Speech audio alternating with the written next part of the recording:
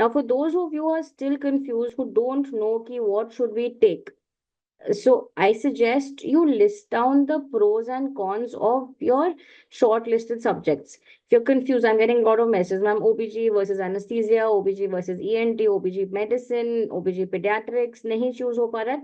Just make a list. When I am a Libran, Librans are very indecisive by nature. So not only like any decision, minor or major, I always in my mind think कि इसके फायदा क्या होंगे, इसके नुकसान क्या होंगे, what are the advantages, what are the disadvantages, and then I build my list around it. So do that. And I made a small list for you to help you decide the pros and the cons. So these were two COVID babies I delivered. They're in the same room. The mothers were both COVID positive. And this is something which when COVID hit, especially in both the waves, first wave, second wave, even the third wave which came along, I was one of the few people who are actually practicing active obstetrics and delivering COVID mothers also. So just so that picture is from there. I just wanted to show this picture because one of the pictures I really like sharing. Now the pros.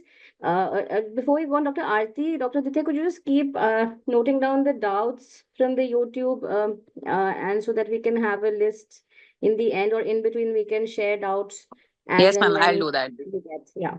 So pros are it's a good mix of medicine and surgery, and that's very important to understand. As surgeons said, that if you want to do only the OPD part of it, you don't want to go into surgical part, you can do that. If you want to do only surgeries, you could just want to do laparoscopic surgeries or gynae surgeries, you can do just that. And of course, you do both. So in day out, we're doing both. We're doing medicine and surgery. So if that confusion is in your mind, this is a good branch to go for. There is less. So this is one of the major things I really enjoyed during my internship and my final years in MBBS. Was in other subjects it was all just sadness, and you're seeing so much sickness, so much mortality. Everybody's sad, crying, depressed. Families are looking so anxious. When you come to OPG, it's, except of course for a few scenarios, it's more or less just a very happy place to be. Is my personal, it's a very busy place, of course, a lot of crying babies, but it's a very nice feeling you get. And you don't see so much sickness and disability and death. So that's one of the major things which prompted me to take the subject. As I said, lots of happy moments. This is another pro, but I made it as a third point. And as Dr. Zanab also mentioned, it's an evergreen field. There will always be need for obstetricians, gynecologists. You can easily survive without further super specialization. I had the opportunity of doing super specialization, but uh, uh, as a woman, eventually you have to make certain compromises. That's a story for later, but you can survive without further specialization. And even if you do specialize, in fact, I would say all the super specializations like reproductive medicine, fetal medicine, uh, gynae endoscopy, all of them are urogynae, all of them are emergency free. You don't have to stress about the obstetrics part of it. So if you want, so those of you who think it's very busy, it's very hectic, lots of night duties, you can easily choose to super specialize, do a fellowship, do a super specialization degree, and you can have that nice 9 to 4 or 9 to 4 job which you've always thought obs of gynae not to be. And you can work in all setups, all places. As I said, it's something which everybody will require an obstetrician in their family. So you can work in all the smallest setup to the most advanced setup. You'll always have work to do. You will not be sitting empty-handed. Okay, so we move on to the cons. So these are all the good things about obs and gynae. But yes, there are a few setbacks. Um, the stress. So although it's all happy, but when till the woman actually delivers and till that uh, fourth stage of labor is done with, and she's finally comfortable back in the room, you're always in stress. Okay, because the lowest, and in fact, I see this.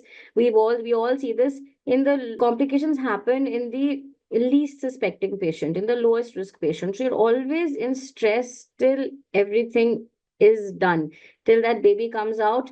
you're in stress. Okay, so sadly, when mortality does happen, either fetal or maternal, it is a very unexpected thing in this branch for the patient, right? So uh, uh, the anguish, the grief, the anger which the family goes through is very intense.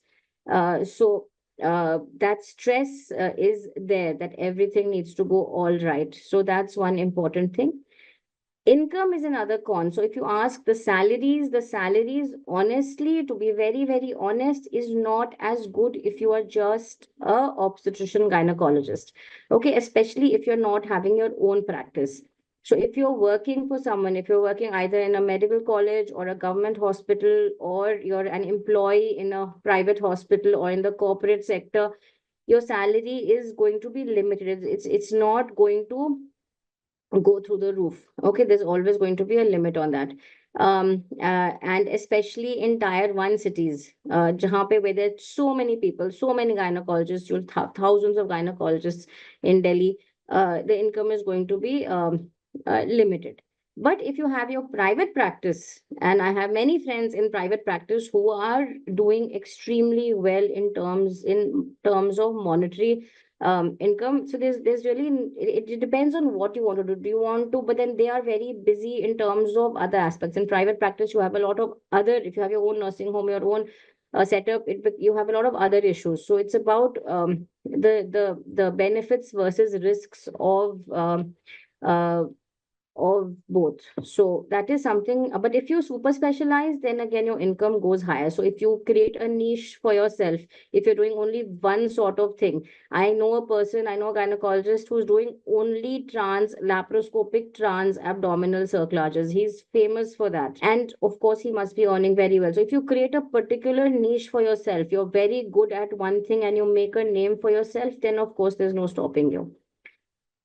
Long working hours. This is a con, but as I said, you can, the first few years of residence, post of or residency, of course, is going to be long working hours. Post residency, the first few years are going to be tough. So this is one disadvantage, especially as a junior. But as you go senior, become senior, you climb the ladder, you go up the hierarchy, this becomes better and better. Saturation is happening. We are seeing this. As I said, you can open clinic anywhere. An obstetrician will always be required, but saturation is being seen in certain places. For example, reproductive medicine, IVFs, especially if you're like, yeah, I want to practice only in Delhi. Okay, or you want to practice only in a certain city for the benefits of that city, then you may find saturation, because everybody wants to go to a top metropolitan, Delhi, Bangalore, Mumbai, Hyderabad. But if you are okay working in tier two, tier three cities, saturation is not that much. Fellowships, many fellowships are on the expensive side, so that also needs to be kept in mind.